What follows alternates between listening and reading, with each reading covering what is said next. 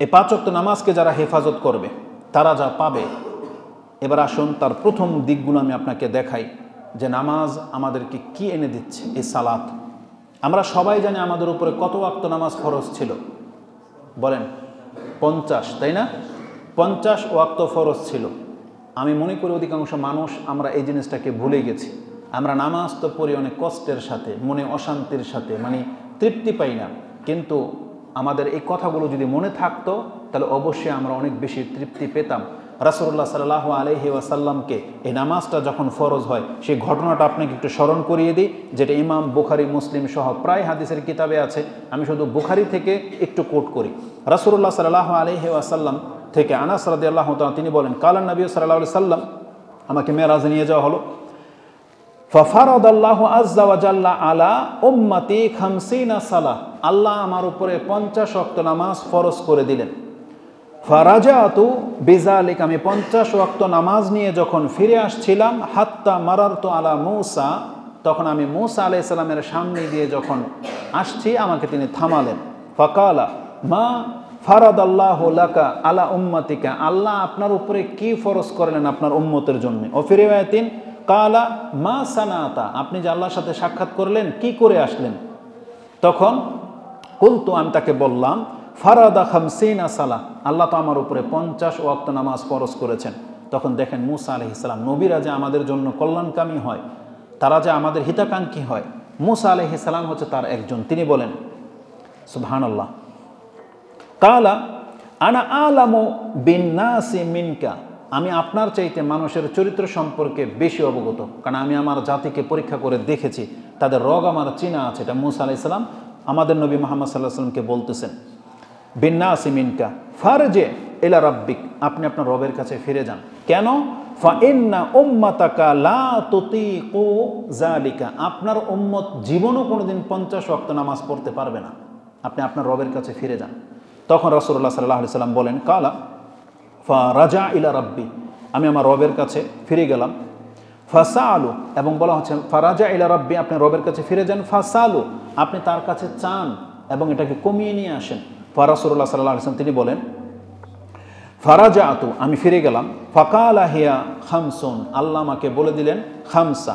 আমি আবার মূসা আলাইহিস সালামের সামনে দিয়ে যখন যাচ্ছি তখন আমাকে আবার বললেন মা সানাআতা, কুলতু জালাহা খামসান, আল্লাহ তো 50কে মাফ করে দিয়ে 5-এ নিয়ে এসেছেন, 5 ওয়াক্তের কথা বলেছেন।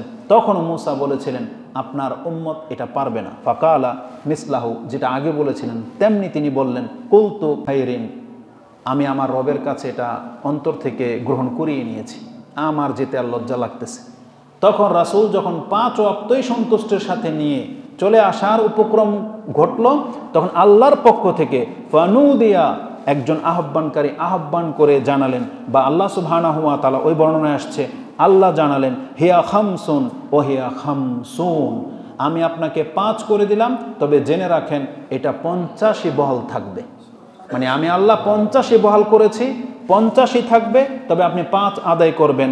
লা ইউবাদদালুল কাউলু লাদাই, কারণ আমার ওয়াদা, আমার ফয়সালা রদবদল হয় না। তখন আল্লাহর পক্ষ থেকে ডাক দিয়ে বলা হয়, ইন্নী কাদ আমদাইতু ফরিদাতি, আমি আমার ফরজ যেটা করার করে দিয়েছি।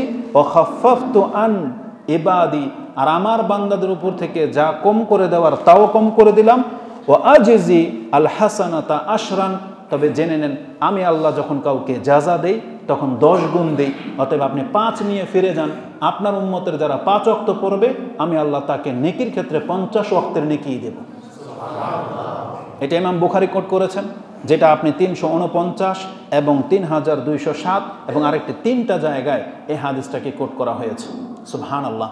তার মানে আল্লাহ সুবহানাহু ওয়া তাআলা আমাদের উপরে 50 ওয়াক্তই ফরজ করেছিলেন, কিন্তু আল্লাহ সুবহানাহু ওয়া তাআলার দয়া, তিনি তার ফয়সালাটাকে বহাল রেখেছেন, কিন্তু আমাদের ইবাদতটাকে কমিয়ে দিয়েছেন, যে আমরা যদি এখন 5 ওয়াক্ত সালাতকে হেফাজত করি তাহলে আল্লাহর কাছে আমরা যেন 50 ওয়াক্ত নামাজ আদায়কারী ব্যক্তি।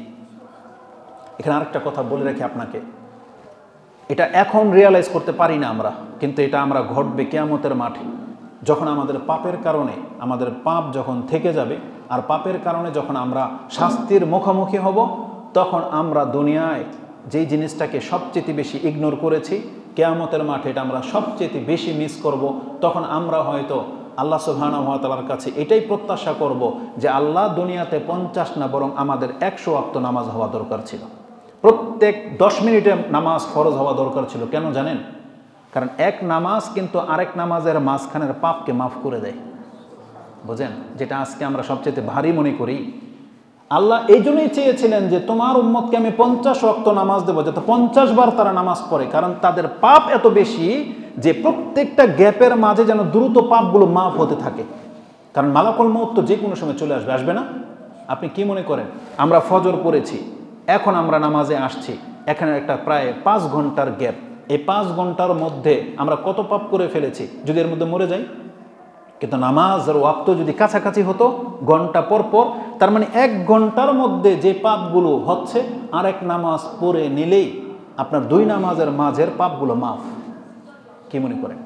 তাহলে যেই জিনিসটা আমাদের পাপকে মিটিয়ে দেয়, আজকে সেই জিনিস থেকে আমরা মুখ ফিরিয়ে নিচ্ছি, তাহলে কিয়ামতের মাঠে আমরা নাজাত কিভাবে পাবো? তাহলে এটা হচ্ছে দ্বিতীয় পয়েন্ট আমি আপনার কাছে উল্লেখ করলাম।